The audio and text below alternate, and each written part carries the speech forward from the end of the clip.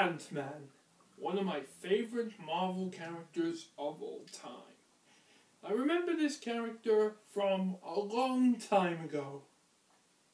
Well, even though I used to watch Avengers United They Stand when I was a kid, but why am I talking about him today?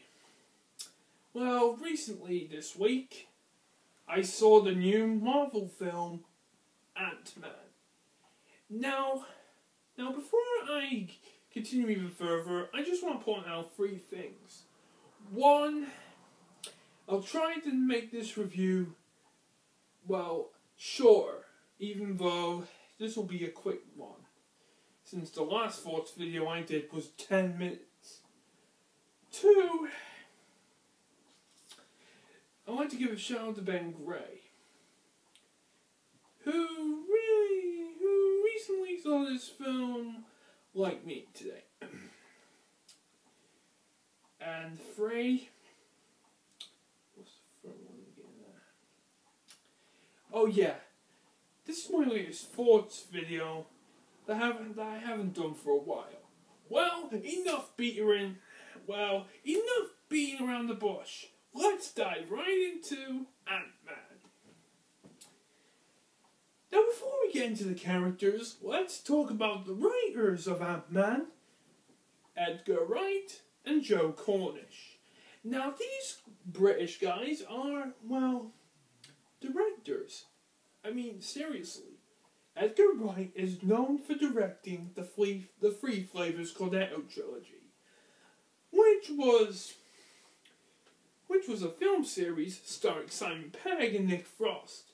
The films that Edgar directed were, well, Shaun of the Dead, Hot Fuzz, Scott Pilgrim vs. the World, and the recently World's End.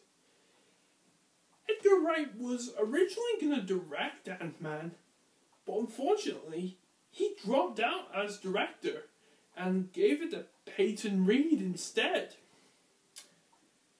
Now, let's move on to Joe Cornish. Now, like Edgar, he's another British director. He's known for directing the 2011 British film Attack the Block, which I consider to be one of my favourite movies of all time. Okay, now that we got that out of the way, let's look at Scott Lang, the main character of the film. Now, for those who don't know, Scott Lang is, well, this version's Ant-Man. I think this is the best Ant-Man I've ever seen in my life. I mean, when I watched the original, it was Hank Pym. But why is it Hank Pym in this movie? Well, we'll get on to that later. Anyways, Scott Lang is played by American actor Paul Rudd. I haven't heard of Paul Rudd in any other films, but this is my first time seeing him in a film, I think. Anyways, let's move on to Wasp in the film. Let's move on to the next character, Wasp, played by Evangeline Lilly. Yeah, she's played by Evangeline Lilly, who also plays Tauriel in The Hobbit. Yeah, I'm telling the truth. Anyways, she doesn't get the suit until the very end of the film. I mean it.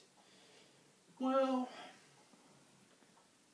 her mother was Wasp, but unfortunately, her mother was deceased in the film. Yeah. I saw her in her suit, but she died along with the missile. And this broke her heart a bit. Now let's move on to the main antagonist of the film, Yellow Jacket, played by Corey Stoll. I think this guy is more insane than Ultron. I mean, he turned one person into goo. He wiped up his remains and flushed it down a crapper. No, seriously, he did do that. I mean, Ben Gray's in the movie, right? Well, I think he has the best suit so far in the film. Anyways, let's look at the next character in the film I haven't talked about. Falcon, played by Anthony Mackie. For those who don't know, I haven't talked about Anthony Mackie in any film. That I've reviewed. I haven't talked about him in Age of Ultron, and this is my first time talking about him. Well, anyway, Anthony Mackie is a great actor for Falcon. I mean, Falcon is one of my favorite, heroes with flight. Yeah, I mean, he fought Ant-Man, and, Ant-Man messed up his jetpack. I mean, seriously, he did do that. And now we come to the scientist who developed the Ant-Man suit, Hank Pym, played by American actor Michael Douglas. Now, Michael Douglas is an actor that I haven't seen in a lot of films. The only film I've seen him in is Haywire, which is a film that stars him, directed by Steven Soderbergh. Anyways, I think Michael Douglas is the best Ant-Man.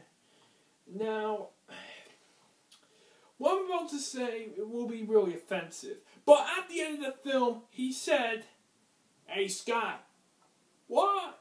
You're full of shit." Well, yeah, he really did say that at the end. It may be offensive, but I had to say it. Sorry. Now let's look at Ant-Man's best friend, Lewis, played by Michael Pena. Ah, yes, Michael Pena. I haven't seen a Michael Pena film ever since I saw Turbo. Yeah, he was in Turbo. I think he was great in Turbo. In this film, he's a fast talker. I mean, he said a lot of,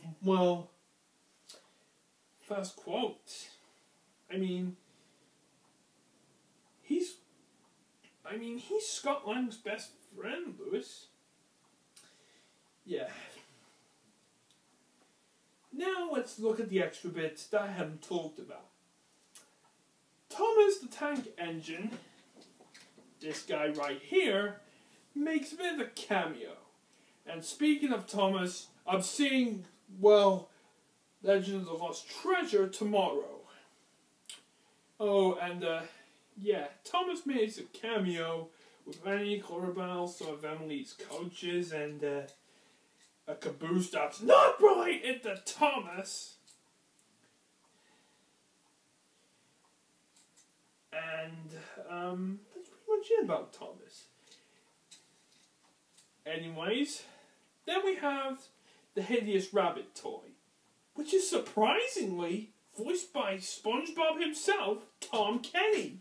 Yes, Tom Kenny, the voice of SpongeBob, Stink Bomb in Skylanders, and the voice of Flame, Seismo, and Teslo in Mixels, is in an MCU film. I mean, seriously, that was a shocker. Oh, and for those who don't know, Stan Lee was in this film once again, like he always does, and he makes the films look awesome. I mean, he was at the very end. Overall, I think Ant-Man is a pretty great Marvel film. And, to be honest, it's maybe positive like Age of Ultron, but it's better than Age of Ultron. Now be warned, folks, this is the last MCU film of Phase 2. Because in the next film, the next film is going to start Phase 3. And that's going to be Captain America Civil War, which is also going to star Rudd and Anthony Mackie. Yeah. And instead of, even though Ant-Man and Falcon will be in this, Captain America will be the main character, and Tony is going to be the main villain. So that's all I've got to say, and see you in the next video, and Excelsior!